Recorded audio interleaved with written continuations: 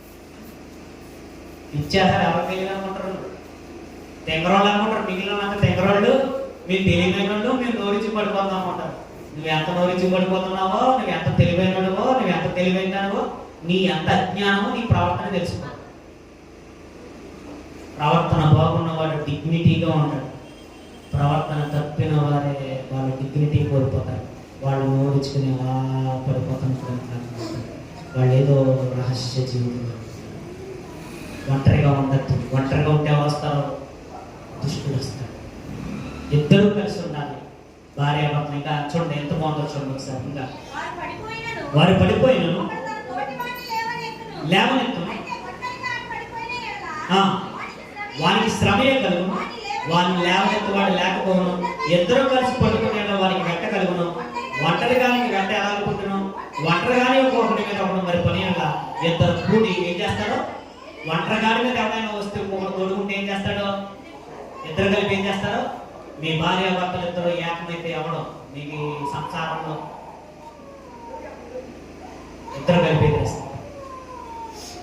మీ అన్నదమ్ములు అందరూ ఒకటైతే మిమ్మల్ని ఎవడ కలిపించగలరు? భార్యాభర్తలు ఇద్దరు ఒకటైతే మిమ్మల్ని ఎవడేం చేయగలరు? ఎవడేం చేయగలరు? మనం ఇద్దరు కలిపి ఏం చేస్తారు? తన్ని తరిగేస్తారు, తన్ని తరిగేస్తారు. అదే అంటాడు. ఇంకా ఏమంటాడు చూడండి, 3 పేటల తాడు త్వరగా తెగిపోదు. మోషే, అహరోను, మిరియాము ఈ 3 పేటల తాడు ఏమవలేదు, తెగిపోలేదు. భార్య భర్త మధ్యలో దేవుడు ఉంటే ఏమవుదో ఆ బంధం 3 పేటల తాడు. భార్య భర్తల మధ్యలో ఎవరు ఉండాలి? దేవుడు ఉండాలి. అన్నదమ్ములు అక్క చెల్లెల మధ్యలో ఎవరు ఉండాలి? దేవుడు ఉండాలి. దేవుడు ఉన్న బంధాలు తెగిపోవు. తెగిపోయి అంటే మీ బంధాల్లో ఎవరున్నాడు? సాతానుగా ఉన్నాడు, దేవుడు ఉన్నాడు. మా అక్కతో మాట్లాడకండి, సాతానుగాడు నువ్వు. మా చెల్లెతో సాతానుగాడు నువ్వు. సాతానుగాడు ఏం చేశాడంటే, నీ దేవుడు లేడు కనుక, మీ హృదయంలో దేవుడు లేడు కనుక, మీకు క్షమించుకోవడం మీకు చేత కాదు కనుక, శత్రువునే క్షమించమంటే నీ తోడ పుట్టిన వారిని నువ్వు క్షమించలేవు కనుక, నీ మధ్యలోకి ఎవడొచ్చేసాడు? మా ఆవిడతో నేను మాట్లాడండి, మా ఇంట్లో నేను మాట్లాడి వచ్చేసాడు. ఎవడాడు? అపవాది. అపవాది వచ్చి మీ భార్యాభర్తల మధ్యలో గొడవ పెట్టేశాడు, మీ అన్నదమ్ముల మధ్యలో గొడవ పెట్టేశాడు, మీ తోడ పుట్టిన మధ్య, మీ బంధువుల మధ్య, మీ స్నేహితుల మధ్య గొడవ పెట్టేశాడు. మీ మధ్యకి ఎవడొచ్చేసాడు? సాతానుగాడు వచ్చేసాడు, కాబట్టి తెంపేశాడు. అదే మన బంధంలో దేవుడు ఉంటే బంధం స్ట్రాంగ్ అంటాడు కదా. సిమెంట్ నాగార్జున ఏదో అంటాడు, సిమెంట్ అసలైన దృఢమైన సిమెంట్, దృఢమైన బలమైనది ఏంటి? వాక్యం. అప్పుడు మనం అంతా బాగుంది కనుక 3 పేటల తాడు ఏం చేయదు, తెగిపోదు. ఆ తాడు ఎవరైనా ఉండాలంటే ఆ బంధం మన మధ్యలో ఉండాలి దేవుడు. కనుక మీ కుటుంబాలు నా కుటుంబాలు బాగుండాలని, మనమంతా కూడా దేవుని నామాన్ని మహిమకరంగా జీవించాలని మాట్లాడుతున్నాను. తలవంచుకుని ప్రార్థన చేస్తున్నాను. మహాపరిశుద్ధుడా, మహోన్నతుడా, మహాకరుడా, మా ప్రియపరలో ప్రేమ కలిగిన దేవా, దయగలిగిన దేవా, మీకు వేలాది స్తుతులు స్తోత్రాలు. ఎప్పటి వరకు తండ్రి చక్కటి విలువైన సంగతులు తండ్రి మీరు మాతో మాట్లాడారు. యువతండి విన్న వాక్యాలు తండ్రి, యువతండి మా జీవితాల్లో తండ్రి ఫలించడానికి తండ్రి మీకు చూపించండి. మా ప్రభువు మీ ప్రియకుమారుడు యేసు వచ్చిన తండ్రి ఆమె ప్రభు వల్ల లోనికి మనమంతా కూడా పాలు పొందులో కొరింథీయులకు రాసినటువంటి మొదటి పత్రిక